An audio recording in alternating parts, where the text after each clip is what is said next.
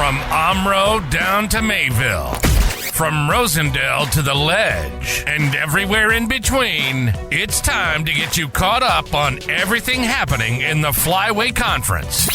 This is the Flyway Focus Sport Report, your home for the best whip-around coverage of your favorite local teams. Now, with all the latest, here's Jordan King. Good Saturday morning to you.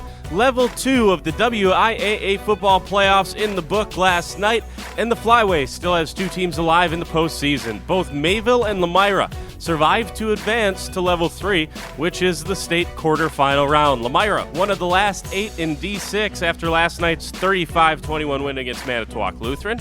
Lomira rushed for 341 yards on the night, led by workhorse running back Taylor Schomburg. The senior carried the ball 24 times for 210 yards and 3 touchdowns. Jack Lidke added 10 carries for 73 yards and a pair of scores as well. Lomira didn't have to throw much, just 4 attempts for Jackson Gable. He passed for 14 yards, threw a pick on the night. Doesn't matter. The Lions advance and set up a Level 3 matchup on the road against Cedar Grove, Belgium. The Rockets got a 48-13 win against Howards Grove last night. We'll dive deeper into the Rockets and what they bring to the table coming up next week. And Mayville survived against a really good Berlin team last night, earning a 28-26 win at home at Ray Dunn Field. The Cardinals and Indians went back and forth all night, but Mayville was able to get the win behind multiple Sawyer Hardesty rushing touchdowns. Plus, Mayville was perfect on extra point tries. That ended up being the difference in the ball game. Mayville will go on the road in Level 3 to top-seeded Winneconne. More on the Wolves coming up later on this week. Winneconne got a 22-6 win against Xavier last night. And finally, Winnebago Lutheran saw its season come to a close last night to the hands of Lake Country Lutheran. The Lightning led 15-0 after just 6 offensive plays and never looked back. The Vikings struggled to move the ball and also failed to take care of it. They turned the ball over 4 times in the first half alone. Lake Country led 28-0 at the half and coasted to a 35-0 win. 2 teams into Level 3 from the Flyway is a good indicator of the conference's strength this year, that's for sure. More on Monday as stats become available to us.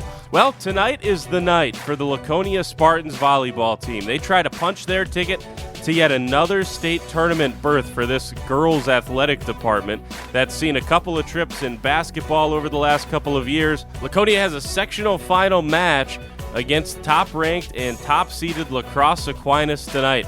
The sectional final will take place at Richland Center High School, about 2.5-hour drive for the Spartans. Laconia has gotten to this point with wins against Waiawega Fremont, St. Mary Catholic, and Nakusa, all sweeps for Laconia.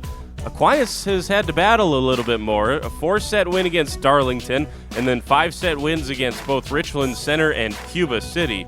Aquinas is 26-4 on the season and won the Mississippi Valley Conference. Aquinas beat both Kewaskum and Notre Dame in tournament play. Those were tight matches. Those are the 2 losses for the Spartans on the year. So on paper, if you like comparing scores, maybe Aquinas a slight edge. I think the paper says these 2 teams look to be fairly even. Aquinas has 2 main offensive players. Sammy Davis and Addison Four each average 4.1 kills per set. Davis has 342 kills, while Four has 337 kills on the season. The next best for the Blue Golds is Zoe Emineth with 92 kills, so quite the drop-off there. Davis is an excellent all-around player for Aquinas. She leads the team in kills, as we just told you about, but also leads the team with 50 aces, and is second on the team in blocks.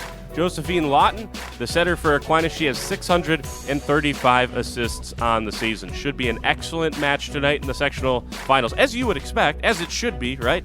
The ticket to the state on the line. If you can't make the 2.5-hour drive to Richland Center, our friends over at Jeff's Live Streams will have it for you on YouTube. You can watch it there. We'll talk to you on Monday morning, breaking down this sectional final match for you, diving deeper into the football stats as we mentioned, and much more on the Flyway Focus Sports Report. For the Flyway Focus Sports Report, I'm Jordan King. Have an excellent weekend, everybody.